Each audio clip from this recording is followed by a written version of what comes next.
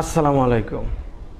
Admit card সংশোধন অথবা registration card সংশোধন এসএসসি অথবা এইচএসসি, এটা হচ্ছে এডমিট কার্ডের অথবা রেজিস্ট্রেশন কার্ডের নাম সংশোধন করার জন্য আবেদন করছেন।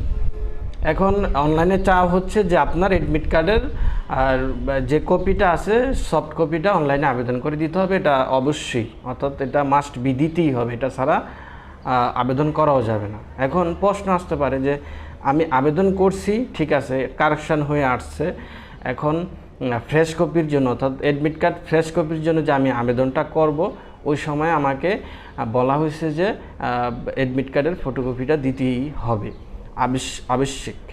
তো সেক্ষেত্রে প্রশ্ন আসতে পারে, আমি আমার যে নাম সংশোধন, আমার এডমিট কার্ডের নাম সংশোধন করাইলাম, কিন্তু এডমিট কার্ডে তো ভুল আছে, তো সেটা আবার কেন চাইলো?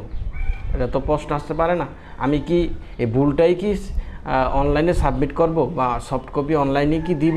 আমার রেজিস্ট্রেশন কার্ড ভুল এডমিট কার্ডটা, এটা প্রশ্ন আসতে পারে না।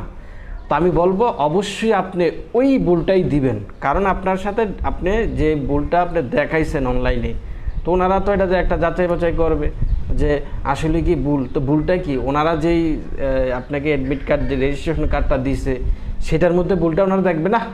অবশ্যই দেখবে। তো সেই জন্য আপনাকে ওই আপনার ভুলটাই দেখাবেন।